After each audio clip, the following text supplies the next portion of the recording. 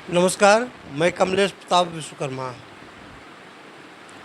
आज हम विश्वकर्मा एकीकरण अभियान के राष्ट्रीय प्रमुख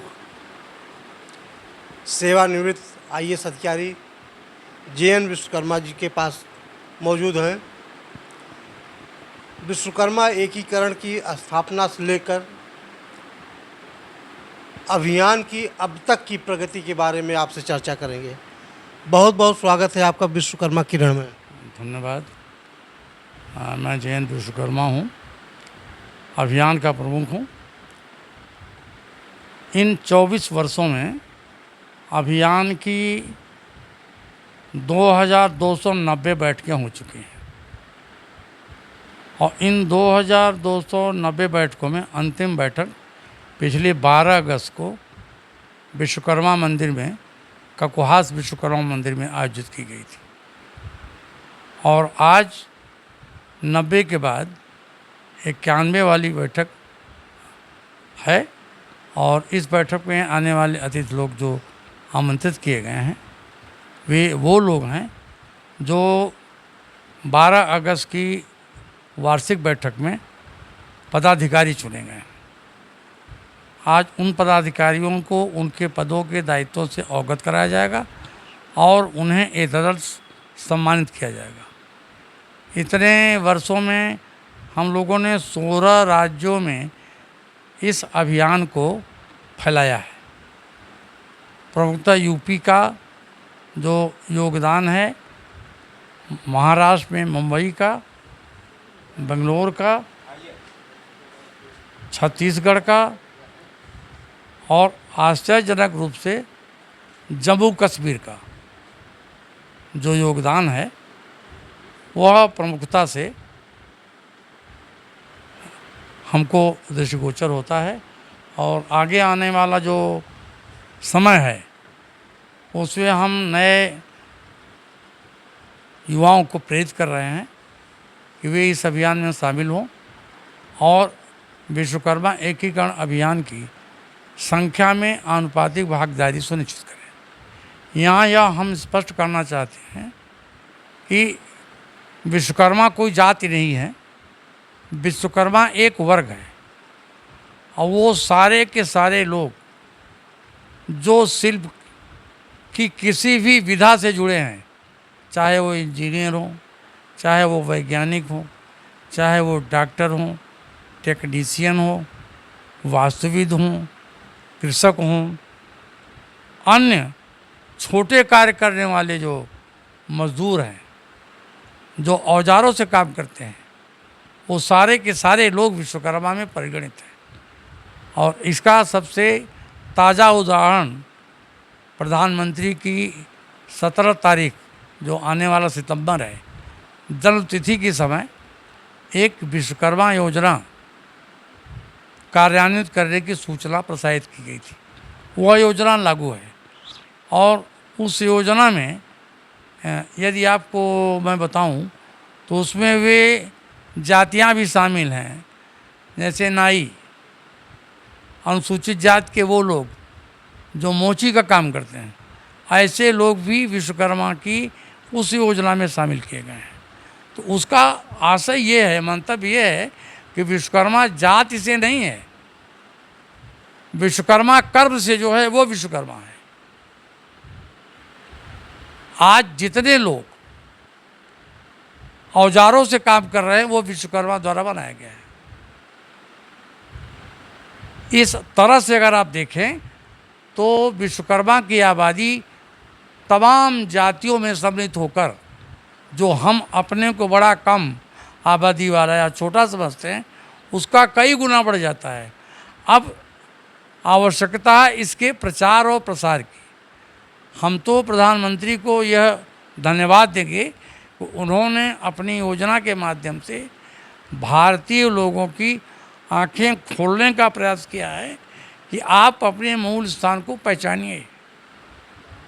आप कर्म से विश्वकर्मा हैं, यह कोई जाति नहीं है। दुनिया में जितने भी देश हैं उसमें शिल्प से जुड़े सारे लोग आज विश्वकर्मा की पूजा कर रहे हैं, चाहे जो भी देश हो। कल्पना करिए हमारे किसी भी देवी या देवता की पूजा इस देश में या उसके धर्मावलंबियों को छोड़कर कहीं अन्यत्र नहीं होती सिवाय विश्वकर्मा के। ये विश्वकर्मा का महत्व है। और इस विश्वकर्मा के समस्त जो समाज के लोग हैं, चाहे जिस जात को हों, जो इससे जुड़े हैं, उन सबको एक मंच पर लाने की कोशिश है इस अभियान की। कल्पना करिए जिस दिन वो स्थिति पैदा होगी उस दिन इस समाज में कितने लोग होंगे और इसकी सरकार होगी। ये हमारी भविष्यवाणी है। हम रहें ना रहें, लेकिन ये अभियान रहेगा। आप सारे लोग रहेंगे, आने वाले लोग रहेंगे और इस अभियान को आगे ले जाएंगे। एक दिन इसकी शासन सत्ता इस समाज में, इस देश में स्थापित होकर रहेगी। थोड़ा सा इस जो विश्वकर्मा एकीकरण अभियान है, इसका जो संगठनात्मक ढांचा है उसके बारे में बताएं। हाँ, मैं आपको इसके संगठनात्मक ढांचे के बारे में ये बताना चाहता हूँ कि हमारा शीर्ष जो नेतृत्व है उसमें अभियान प्रमुख है सबसे ऊपर। उसके बाद उसका उप अभियान प्रमुख है। उसके बाद पद है राष्ट्रीय संयोजक, लिखिए राष्ट्रीय संयोजक का। उसके बाद संचालकों के 10 पद हैं, संचालक के 10 पद हैं। उसके बाद प्रचारक हैं, उसके 15 पद हैं। उसके बाद प्रेरक हैं, उसके 20 पद हैं। और बाद में एक न्यायविद है। ये हमारा सेंट्रल ऑर्गेनाइजेशन होगा। अब हम आपको इसका एक कार्य विधि बता दें कि जो हमारा प्रमुख जो हेड है, आप अध्यक्ष कह लीजिए उसको। जो उप प्रमुख हो उसको आप उपाध्यक्ष कह लीजिए। हम चूंकि इस संगठन को यह पंजीकृत नहीं है, यह वाकई एक अभियान है। और अभियान का अर्थ है किसी लक्ष्य की प्राप्ति के लिए चल पड़ना। आप लड़ाई के लिए सेना उद्यत होते हैं करके, और तब जब सेना चल पड़ती है मोर्चे के लिए तो उसको हम सैनिक अभियान कहते हैं। तो ये विश्वकर्मा एकीकरण अभियान है। तो इतने सारे विश्वकर्माओं को एक मंच पर लाकर हमें शासन में, सत्ता में भागीदारी चाहिए। और केंद्रीय जो आपका कार्यबल है हमने उसको बताया। अब इसी पैटर्न पर राज्यों में राज्य का जो है वो अभियान का प्रभारी होगा, स्टेट का। फिर उसका सह प्रभारी होगा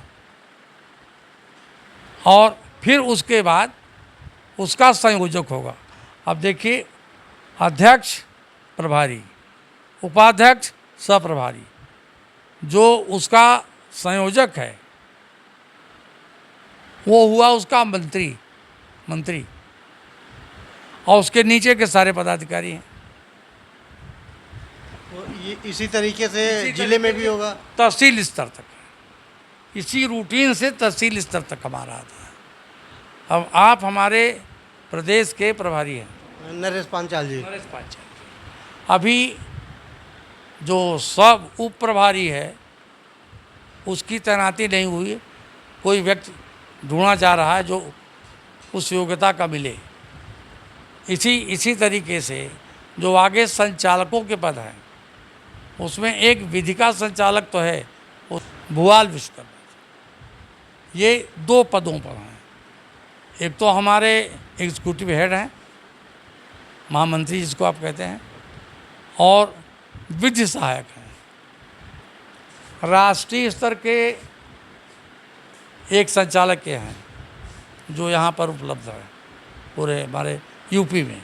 एक और हैं, एक और थे गया प्रसाद जी, वो हमारे बाद के पद थे, उप प्रमुख थे, वो उनका निधन हो गया है। बाकी दूसरे स्टेट में अब उप प्रमुख हो गए हैं वो दलवी साहब। ये रिटायर्ड टेक्निकल एजुकेशन के डायरेक्टर थे महाराष्ट्र में। वो हैं मनोज कुमार शर्मा। आपको अभी इस प्रदेश का संयोजक संयोजक माने महामंत्री ये नियुक्त किया गया है और आज आप लोगों को सम्मानित किया जाएगा जितने और लोग हैं। एतदर्थ ये बैठक जो बुलाई गई है, तो इस तरीके से ऊपर से नीचे तक का गठन किया जा रहा है। जो उपयुक्त व्यक्ति मिल रहा है उसी का हम लोग चयन कर रहे हैं, जिससे कल किसी को हमें हटाना ना पड़े। और इस अभियान की विशेषता ये है कि हमारे अभियान में कोई एक बार जब पदाधिकारी बन जाता है तो उसको हम हटाते कभी नहीं। अगर उसका कार्य अच्छा हुआ तो हम उसको ऊपर भेज देते हैं, प्रमोट कर देते हैं, उसकी पदोन्नति हो जाती है, लेकिन वो हटाया नहीं जाता। न यह पद निर्वाचित है। हमारा ये मानना है कि अगर कोई व्यक्ति मनोयोग से दिल से काम समाज के लिए करेगा तो वो गड़बड़ी नहीं करेगा, और ना उसको वोट की राजनीति आपस में करनी है। उसे समाज को जोड़ना है, उसको वोट नहीं इकट्ठा करना है अपने लिए। जो भी वो करेगा वो समाज के लिए करेगा। ये खासियत है दूसरे संगठनों से। चलिए, जानकारी देने के लिए बहुत बहुत आभार आपका। और जो संगठन के जो पदाधिकारी बनाए जा रहे हैं, नई नियुक्ति हो रही है, सभी को साधुवाद, बहुत बहुत धन्यवाद।